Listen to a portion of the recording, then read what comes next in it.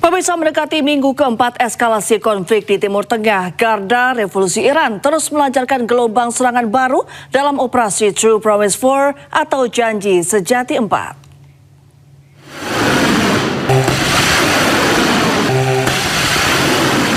Garda Revolusi Iran merilis rekaman video detik-detik peluncuran gelombang serangan terbaru, yakni gelombang serangan ke-82.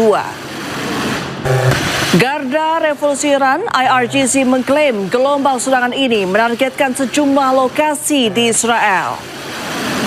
Serangan militer Iran makin masif pasca Iran menolak keras negosiasi dengan Amerika.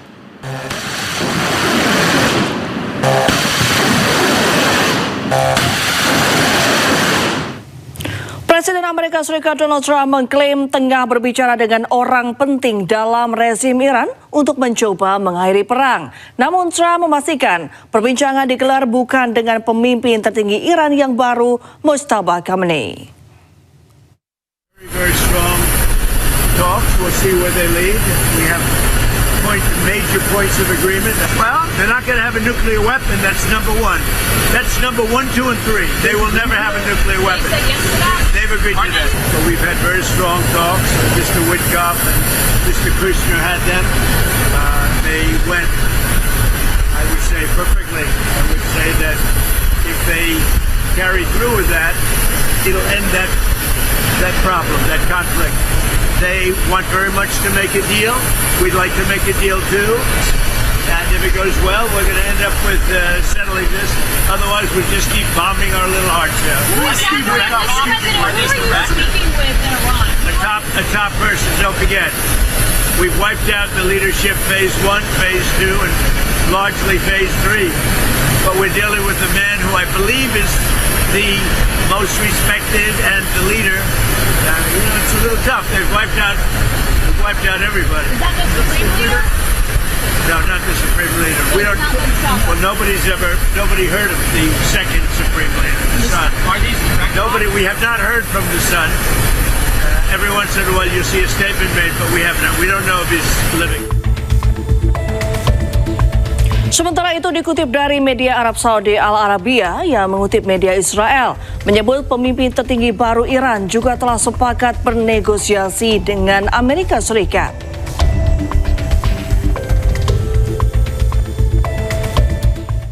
Anggota Parlemen Senior Israel Boaz Bismuth memperingatkan Perdana Menteri Benjamin Netanyahu agar tidak terima kesepakatan dengan Iran. Hal ini menyusul pengumuman Presiden Amerika Serikat Donald Trump terkait pembicaraan perdamaian dengan Teheran.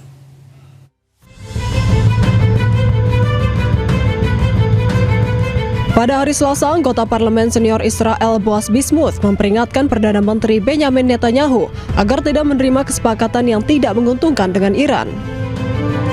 Hal ini menyusul pengumuman Presiden AS Donald Trump tentang pembicaraan perdamaian dengan Teheran, Iran. אתמול ביקרת בערד, קראת בדימונה, גם אני, ראית את החוסן, ראית את האוכלוסייה, ראית את אזרחי מדינת ישראל, ראית את זה, הם רוצים אבל תוצאה. טוב, אני שומע שהאיראנים רוצים לסגור את העניין הזה. עכשיו אני זוכר שהיה איזה מישהו שנלחם נגד הסכם רע, קראו לו ראש הממשלה בנימין נתניהו. אתה גם דואג לנו גם הפעם, אני מניח. אנחנו דואגים להביא את ישראל למקומות שהיא לא הייתה, ואיראן במקומות שהיא לא הייתה. תודה רבה. הם למטה, אנחנו למעלה.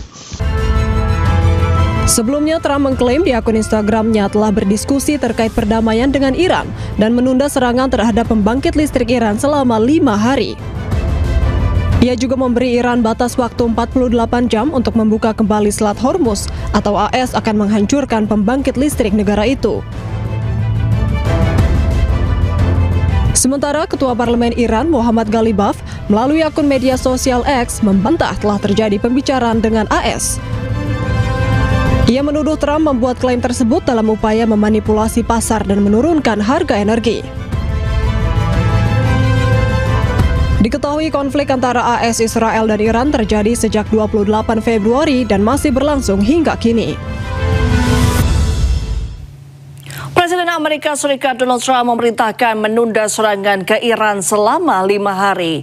Dosen Hubungan Internasional Universitas Pinus, Tia Mariatul Kiptia, mengatakan penghentian serangan ini sebagai upaya membuka ruang negosiasi serta akibat opini publik di media sosial yang menekan Amerika Serikat. Politik Iran itu berjalan. Dia bukan hanya menyerang dengan senjata, dengan rudalnya, dengan misilnya, tapi juga semua bergerak. Dari mulai proksi, walaupun baru Hezbollah ya, proksi lain belum bergerak loh. Yang di Irak belum, yang di Yaman belum, begitu ya. Kemudian platform media sosial untuk mempengaruhi opini publik internasional juga bermain. Jadi artinya setiap kali Trump mengeluarkan statement nyelenehnya, Iran dengan strategi yang calm, yang tenang, memberikan statementnya dan oke, Anda akan menyerang, saya juga akan melakukan serangan kepada fasilitas atau army base di berbagai negara di Teluk, betul. Jadi ini adalah strateginya Iran juga. Ini kita kalau lihat ya, Mas Gede, jomplang begitu ya.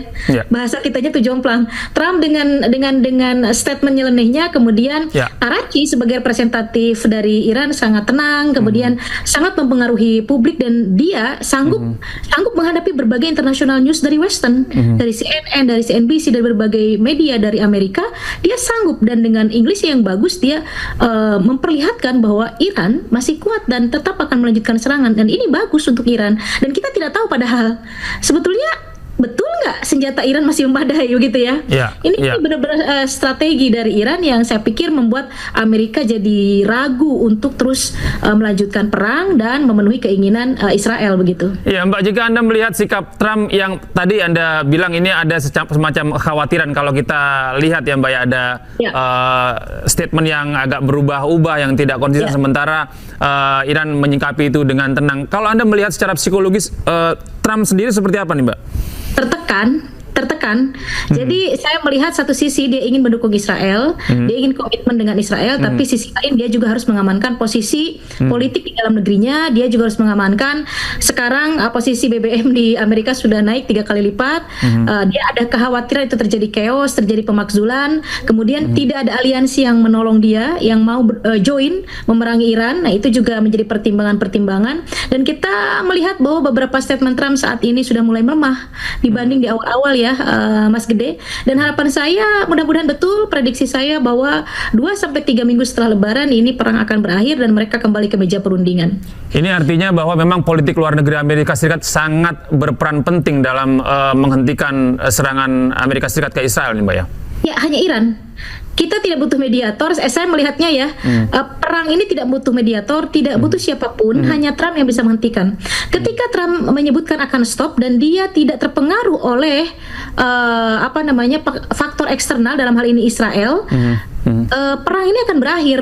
Jadi satu-satunya aktor yang bisa menghentikan perang ini adalah Trump. Dan saya yakin Ayatollah Mujtaba juga bukan orang yang sangat keras kepala ya.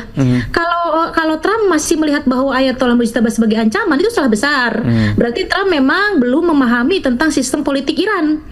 Sebetulnya orang-orang Iran itu sangat-sangat bagus untuk diajak negosiasi atau kembali ke meja perundingan. Karena awalnya juga kan mereka sedang berunding dari mulai Oman, kemudian pindah begitu ya, dan mereka melanjutkan perundingan. Iran juga cukup kooperatif untuk membuka data-data sampai mana pengayaan uraniumnya dan misil dan lain sebagainya. Ini kan Israel.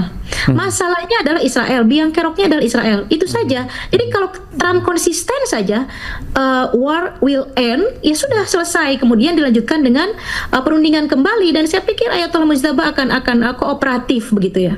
Mbak, ini terakhir Mbak, dari kondisi saat ini kita melihat bahwa ada indikasi Amerika Serikat melunak ya untuk menghentikan serangan hingga 5 hari ke depan. Apakah ini merupakan sebuah indikasi hingga saat ini ya Anda melihat kemenangan ada di tangan Iran? Nah, kalau misalnya menyebut yang mana yang menang, susah nih, Mas. Karena kalau perang begini, Amerika akan menyebut kita menang. Nanti Iran juga akan menyebut kita menang. Dan perang menang dan tidak, itu tidak bisa juga diukur dari kekuatan militer. Karena kalau kekuatan militer jelas, Amerika Serikat sebagai negara adidaya ya 4 kali lipat lebih kuat daripada Iran. Tapi dengan retaliation yang Iran lakukan, dan di luar dugaan publik internasional kaget, begitu ya, mampu melakukan itu dengan kondisi di bawah sanksi Amerika Serikat puluhan tahun, ini merupakan poin plus untuk Iran untuk menunjukkan kepada dunia bahwa Iran tidak selemah itu di bawah sanksi Amerika Serikat, mampu melawan dan melakukan retaliations, dan saya pikir kedepannya akan lebih hati-hati lagi Amerika Serikat untuk terus mengikuti keinginan Israel. Iran meminta negara-negara di Timur Tengah untuk tidak terpecah belah. Iran juga menuding Israel sengaja menanamkan Iranofobia supaya dunia memusuhi Iran. Pernyataan ini disampaikan oleh perwakilan Iran dalam sidang darurat PBB yang digelar di Jenewa, Swiss. Dalam sidang, Iran mengingatkan negara di Timur Tengah untuk tidak terpecah belah oleh fitnah dan serangan yang dilancarkan oleh Israel. Dukungan untuk Iran diberikan oleh China dan Rusia. Kedua negara ini juga menegaskan tidak ada negara manapun yang boleh ikut campur dalam urusan dalam negeri negara lain. Suffering is compounded when false and fabricated narratives replaced with realities are accepted as truth, when defenders are recast as enemies. The malevolent regime of Israel has cunningly turned the President of the United States as executor of its wicked designs. Such mastery poses a grave threat to the entire world. Israel is not merely attacking Iran, nor solely striking at Lebanon, nor even undermining Palestine. It is assaulting the very fabric of regional order and dragging the entire world toward chaos and peril. Today we assure our neighbors that Iran will not be the last focus. After Iran, you will become even more accessible targets for the execution of sinister ideological agendas of Israeli regime. Those who are today appearing as your friends will cast off their masks tomorrow. For more than 4 decades, Israel has orchestrated the project of Iranophobia, and now they have prepared the grounds of conflict to give life to their malevolent narratives, to draw a wedge between us and to weaken us altogether. Duta Besar Kerajaan Arab Saudi untuk Indonesia, Faisal bin Abdullah Al-Amudi, tegas menolak serangan Iran terhadap Arab Saudi dan negara-negara Teluk lainnya. Arab Saudi menilai permusuhan yang dilakukan Iran terhadap Arab Saudi dan negara Teluk lainnya telah dipersiapkan. Tindakan Iran dinilai sebagai tindakan yang menginginkan instabilitas di kawasan Teluk. Arab meminta Iran mengedepankan negosiasi dan diplomasi untuk meredam eskalasi konflik. Serangan-serangan Iran dinilai sengaja menargetkan objek vital dan kawasan publik baik di Arab Saudi maupun negara Teluk lainnya. Serangan Iran membuat kawasan Teluk kehilangan kepercayaan kepada Iran. Para ekspatriat yang ada di kawasan. كما أن هذه الهجمات تمس المصالح الوطنية atau di negara kita, di negara kami, ke Arab Saudi dan negara-negara sekitarnya.